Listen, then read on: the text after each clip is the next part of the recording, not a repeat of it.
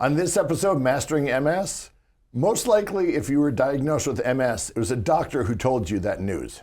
But imagine diagnosing yourself. Our guest today did just that. Neurologist and MS patient advocate Seth Morgan joins us on this episode.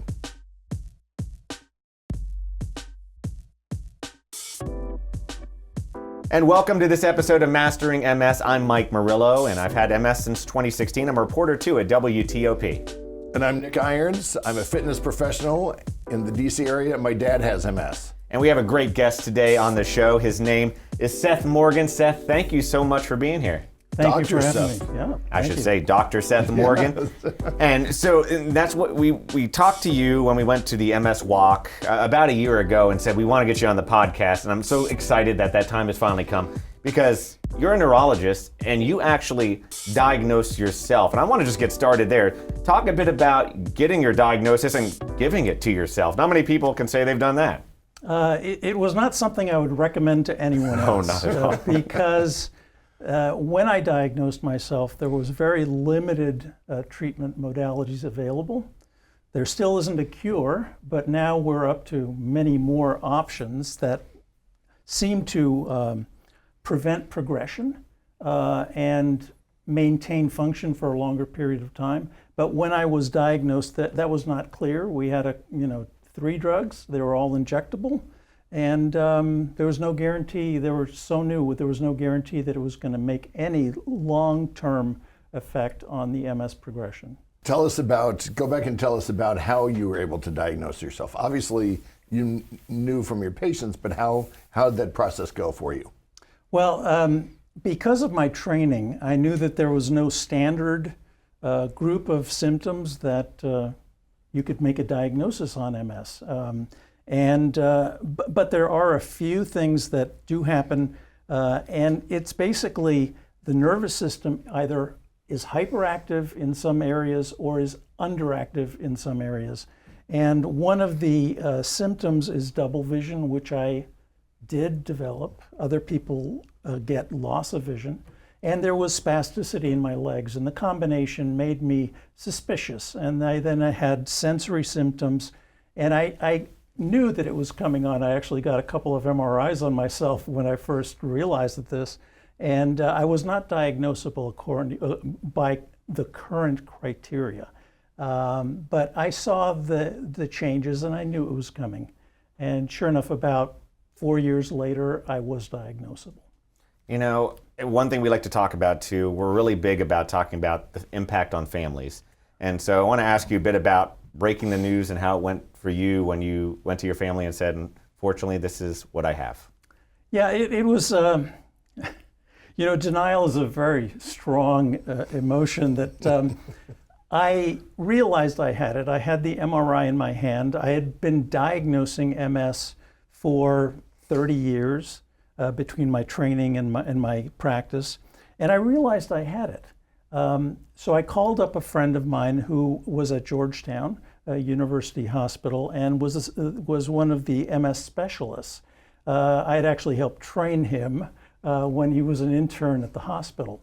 And I said to him, could you fit me in? I realized that he wasn't taking new patients. And this is the kind of man who, when you make an appointment, you've got to wait probably 6 months just to see him. And he said, come in a week. And I said, fine. And in that week period, I convinced myself that I was crazy. I was going to walk into his office and he was going to say to you, no, you don't have it. And I was really concerned because when I first realized I had it, I emailed everyone in my family and I said, I have MS. I'm going to go see someone who's going to be treating me in about a week. And I actually had that concern. I said, how am I going to explain to my family when he says to me, get out of my office, you don't have MS, how do I explain that to my family after I've been diagnosing it for 25 to 30 years? And unfortunately, I didn't have to do that. But I feel like that'd be a good situation to be in. I'd be glad to retract that email. Absolutely. Yeah. It'd be a good laugh even now. It would be, yes. It would be. Yeah. So you got the initial diagnosis. Did you start on one of the medications right away that you had been prescribing for years? Yeah, at the time there were the injectable medications. Yep. And I was on 2 of them one at a time, obviously. One didn't agree with me, and I switched over to a different one, which was better. But frankly, I never got used to the needles. I mean, I know as a physician, I realized the importance of these medications, and I was giving myself a shot every other day for 2.5 years. Oh, wow. And I was just tired of it. And I went in to see my neurologist and I said, I understand this is absolutely the wrong attitude to take based on everything I know scientifically and medically, but I can't take these shots anymore. And he said to me, well, we're starting up a study on an oral agent. Would you be willing to be involved with that? So sure enough, I did join that study. And it turned out to be the first oral agent that was approved by the FDA after the full study was completed. So I was on that probably one of the longest periods of time of anyone in the country. Was that Rebif? No, that was fingolimod, which is Gilenya. Okay, got it. Yep.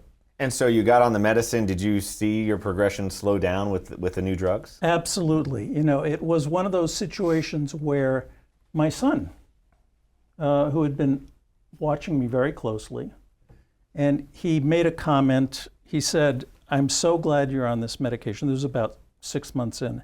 He said, I was watching you deteriorate, and it was very scary. And I think you stabilized. So family was noticing. And, you know, you asked me about family. You know, it's very emotional. There was the interaction that I had with a family member, very close family member, who said to me, well, what's going to happen? Are you going to be able to continue working? Should you be buying a house? Should you be doing any of these things? And I was young, and I was relatively young. It started for me when I was 50, but the majority of people who have it start between 20 and 50, although there are on either end of that a significant number of people. And she said, well, should we be planning anything differently? And I said, I don't know. And she said, are you going to get worse? And I said, I don't know. And she was frustrated and she was scared. And she said to me, how can you not know? You're a neurologist.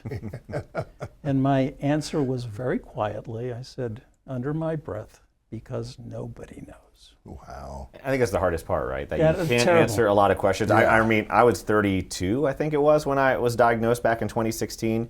And things I never thought I'd be thinking about. I had a house I was thinking of selling. I'm like, well, it's a ranch house. It's all flat. Maybe I need to keep this house because I might not be able to do stairs. Things you don't expect to be thinking about or talking about until, many years down the road. But really, this disease has people think about a lot of things differently and maybe approach life choices differently. Absolutely. And I'm very happy to have seen the changes in society and medical approaches to people with disabilities. It's really become more inclusive since the ADA was passed and subsequent years. It's been over 30 years now. But a lot more acceptance of things that make access for everyone to houses easier. No steps, the curb cuts. People think about that. That's all from the ADA for people with disabilities, Americans with Disabilities Act. And all the mothers who have strollers are thrilled to have those curb cuts. Yes. But the reason they were put in was because people with disabilities sometimes can't take that one step down into a crosswalk. Wow. So how did you having MS affect the way you doctored or approached your clients or patients with MS? It's very interesting. I had one person who I just had diagnosed, and she was leaving the office, and she was commenting to my staff, "Boy, he knows so much about MS, and he knows not just the medical stuff, the things that people worry about, and the accommodations that you have to make, and all the rest of that." And my staff said to me later, I was thinking to myself, if you only knew. Did you tell your patients? I did not tell my patients at the time. What I did is I made a deal with myself that I was not going to practice after reaching a point where I was at what I considered 95% of my highest function. And that came about 2 years after the diagnosis. And at that point, I just had to go my practice and say, I'm out of here. I can't practice anymore. And one of my colleagues came up to me and said, why are you doing this? You're still better than, close to 95% of the people out there. And I said to him very quietly, I said, because I'm scared that come 6 months from now, you'll be begging me to leave. But internally, I couldn't read. I couldn't keep up on literature. My cognitive function was affected. One patient, when I was doing an initial evaluation, said to me, Doc, you asked me that question 3 times before. And it was clear that, I was keeping notes and I knew what was going on, but I was not at the top of my function. So I said, I'm done with this. A good time to get into, but you far from retired because you kept yourself quite busy in the advocacy world. Talk a bit about some of the things. Obviously, you took a front row seat to trying to help people with MS, and talk about some of the things you've done, the amazing things you've done. Yeah, I got involved with the National Multiple Sclerosis Society, the local branch, and I basically said, how can I help? And they said, excuse me, they said, well, you live close to Washington, D.C., you know the medical aspect of it because you've been treating it, and you are living it, so you know the personal effects that it has on one's life. So you should come up to Capitol Hill and talk to our elected officials.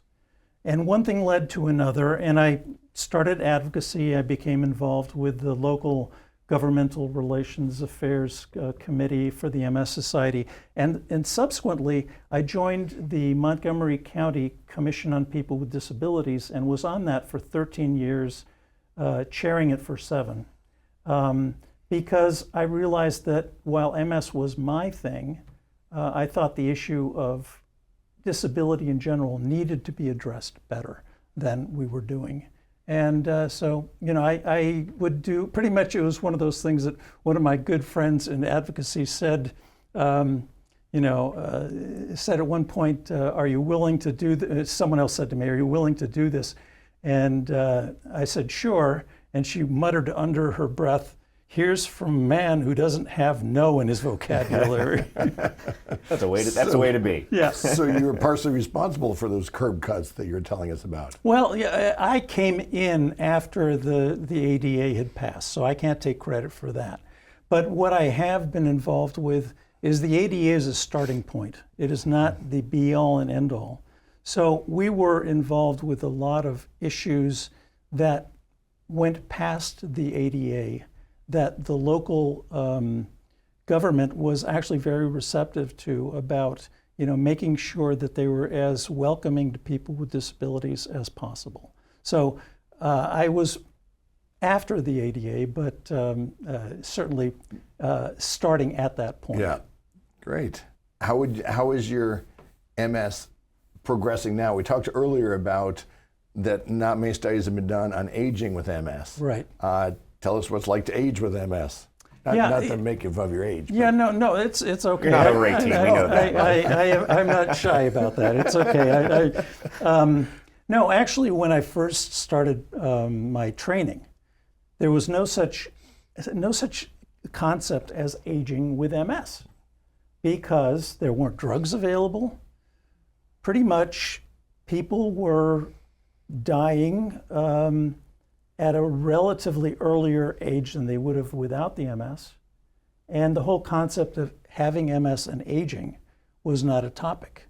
Now that we have these medications that seem to forestall symptoms in many people, not all, there is an an interest in aging with MS. A lot of research is being done on older individuals. There's actually pediatric MS. There's studies being done on the other end of it. So it is exactly what I thought I was getting into, a specialty where studies were behind the rest of the medical profession, and we were rapidly doing a lot of research to catch up and get more knowledge. And you were talking about too, before we got to our episode here, that there are a lot, we talk about the health disparities, but they were even worse several years ago from your profession when it comes to, you know, watching the profession. You said you saw a lot of doctors who would make assumptions based off of, you know, race and age and that sort of thing. And now fast forward, like for what, 20 years from that, and we've kind of rewritten the book on that. You know, talk a bit about what you've seen and where we've come in that area. Yeah, it's really dramatic. When I was in training, this was before I was actually in practice, when I was still learning the profession. The training at that point, the opinion of the neurologic community was that MS did not happen in African Americans, that it was a disease of white men. Women were not supposedly affected by MS. And certainly the whole issue of other demographics was never an issue, except to say if you're not white, you probably don't have MS. Obviously, we know now that not only is it more common in African Americans, it's often more aggressive. We know that the whole issue of being quick to diagnose, being able to treat, is critical in terms of preserving function for as long as possible. And frankly, within the medical profession, MS is such a confusing area of knowledge. The vast majority of general practitioners don't have a very robust knowledge of neurology. A lot of the symptoms that occur with neurologic diseases, I've seen people diagnosed as having stress disorder, anxiety, all sorts of other. When you have vague symptoms that the internal medicine or the family practice doctor doesn't understand, they often would go to that as their decision making process. And the trouble is that even now, there is a tendency to wait, not wait, but there is a delay in diagnosis of people with MS of, you know, averaging about 2 years even now. And those are 2 years where you could have started a medication and potentially forestalled the progression so that when we get a cure, we don't have a cure yet, you'd be in better shape to have preserved neurologic function when the cure was reached. You know, we've come a long way with the medical community, but do you think, so it sounds like more still needs to be done to make sure all doctors ask the right questions and maybe call for the right tests? Yeah, I think that's absolutely correct. You know, the word MS, multiple sclerosis, was not a term that most people were familiar with even 10 years ago. At this point, everyone knows the name because it's on all the advertisements on TV. But if you look at those advertisements, they do not educate in any way. They do not say, okay, these are the symptoms, these are what you worry about.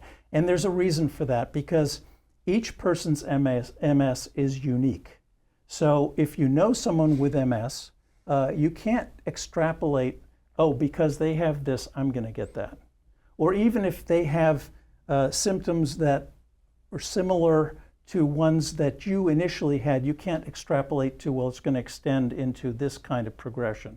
It is a diagnosis that's very hard to make. It's often missed, and my message out there is if you have unusual symptoms that involve sensory, motor, vision, you know, tingling, any of those things, it's okay to ask your doctor, could this be MS? Because you may just wake them up and make them consider that diagnosis. And that may make the difference with getting it started in terms of treatment earlier than later.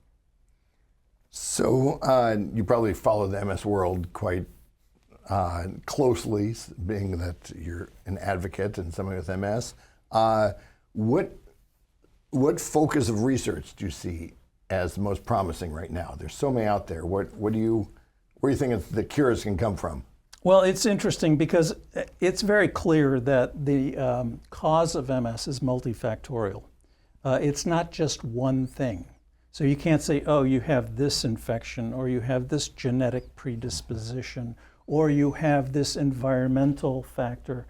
It's a combination of factors that are a little bit different in each person, so that, again, you may reach the same point in terms of deficits as someone else, but you're not going to necessarily have the same risk factors. For instance, twins, identical twins. If one of them gets MS, the other one is not automatically going to get MS. So it's not just genetic. So there are clearly other factors. It's more like 30%, isn't it? Yeah, exactly. That's what it used to be. Yeah. Yeah. So it's the sort of thing that it's exciting to me that there are all these changes. I wish I had seen them before I got it, but it is what it is. I'll say, for me, 2016, we have a lot more drugs on the market and ways to treat it now, therapies, but I was very relieved to find out that you had so many options. My doctor sat me down and said, listen, at that time we had like 15 drugs, right? This one doesn't work, we try this one, we try this one. That does give you a little relief when you're just taking it all in, to say, okay, so first of all, A, I have an option, B, I have all these different options. So it's just amazing where we've come with that. I mean, as we move forward here, where would you like to see your advocacy go, and what are some of the things you really want to push for now? I know you have a lot you've done, but there must be some sights for the future and what you'd like to push for in the future. Well, I've got to tell you, my good friends at the National Multiple Sclerosis Society have heard me say this to them multiple times, that I'm in the business to put them out of business. And my feeling is once we get a reliable cure, I'm hoping that MS will go the way of similar conditions such as polio, where it still happens and it's not eradicated, but it's not the issue that it was back in the 40s and 50s. It would be nice to have people not be scared by the words, you have MS. And I'm hopeful that we could have a diagnosis. If you'd asked me 5 years ago if we have something on the horizon, I would have said it's probably not going to happen. Just trying to be realistic, not trying to be a downer for everybody. But at this point, I truly believe that there's enough research going on. There's actually an international group of physicians in Europe and the United States, and they're all working together, where they congregate several times a year. They listen to the problems that each group is having with their research, something that's unheard of. People used to be very scared about sharing their research with other people. But now they're actually getting the best minds in the world in terms of specialty of multiple sclerosis treatment and research, and they are working collaboratively to the point where just recently we were able to get a medication approved for progressive forms of MS. There had never been any treatment recognized to have an impact on progressive MS. And now we have something that we can at least start the process of saying, well, there are some studies that show that this drug may be helpful for progressive MS. Do you think we're going to have a drug that, because it seems like it might be a two-parter, it might be one, but we obviously we want to stop which we have all effective drugs that stop it, right? And then we also have the damage that's been done to the myelin. So essentially, for folks not familiar, we have myelin damage, and you can have those symptoms forever, and they can come back, they could stay. So obviously, that's a big part of it too, right? Trying to repair the myelin. Do you see the cure that we get to? Is it just an effective way to stop, or is it going to be all-encompassing, or is it going to be a couple treatments? I think it's going to be two-tiered. I think that once we get a cure, that would be wonderful. And there is research being done on myelin repair. Myelin is the sheath that covers the nerve going out from the nerve body. I liken it to the old telephone wires when people had wired telephones in their house, where there's a covering to the wire that gets frayed and comes off, and that's when you get crosstalk if you have multiple lines. Well, it's a similar situation with MS. You've got these coverings that are coming off of the nerves. We're not sure why, but it creates crosstalk. It causes the nerve not to transmit the message as well as it otherwise would. It's going to take more work to figure out how to remyelinate it, but there is research being done, and there is promising research that is being done. I just see it as likely to be not the first breakthrough, as it were. I'm hoping maybe it would be wonderful if it was, but by the same token, I think that we're closer, perhaps, to a cure. We're not there yet. Actually, the pandemic helped in terms of that as well, because interestingly, there's a condition called long COVID. And long COVID is a rather complex combination of symptoms, like MS. They're different in each person. And you can get weakness, you can get numbness, you can get trouble walking, trouble thinking, all the way down the line. It sounds very much like MS. But they found that it's after this infection with the COVID that this evolves. And it's really put a new light on chronic autoimmune disorders, such as MS, that there's probably a significant infectious component. EB virus, Epstein-Barr virus, has been one of the viruses that has been looked at and felt to be significant for people with MS. So, but there's a whole opening of medical research because of long COVID, that people are suddenly saying, this happened with an infectious condition that, caused long-term problems. Maybe it's similar to in some of the other disorders that we don't have understanding about. Wow. I have sort of a fun story about remyelinating and the research being done on that. When I told you earlier before we came on the air that I did a fundraiser for multiple sclerosis, and I did a 10,000-mile bike ride around the U.S. And the money that we raised from that, we gave to a researcher that focused on remyelinating and nerve regeneration. And we fell out of touch with him and found out years later that the research he did became Ampera, which is the first drug that was out there for people with gait issues with MS. Wow. So it's something that's been studied for 30 years, trying to repair nerves and myelin. Absolutely. It could be the first breakthrough that undoes the damage that's already been done. Yeah, and I segue into that.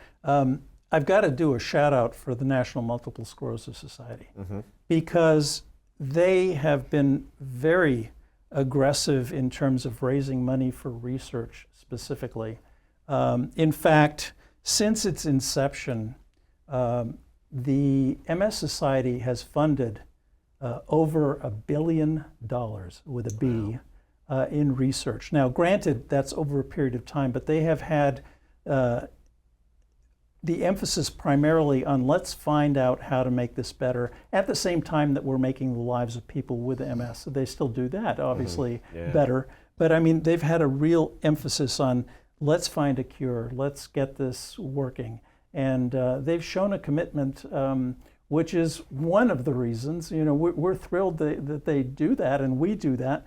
And it's I love going to Capitol Hill, and especially with people, elected officials who are against research and what have you, and don't feel like we should be spending money on that. I comment to them, I said, we're not asking for a handout here. The people that you're meeting with are rank and file members of the MS Society. None of us works for them. None of us does anything professionally with them, unless you happen to be a researcher and volunteer. But we have shown that we're willing to spend our money to get research done in this country. So, don't view us as being here asking for a handout. We are simply saying we've done our part. We feel that the federal government should help with the other part that we can't afford to do. So we need more help with that. Exactly. So we like to leave our guests with hope. Oh, absolutely. So what is one thing that you is a reason for people with MS to be hopeful right now? Well, I think there's a lot of reasons to be hopeful at this point. I think that the fact that the evolution of the disease, I've been watching it since I was in training. I'm now up to about 40 to 45 years into the process. It has clearly evolved. We are now talking about treatments, 25 currently available, more on the research track.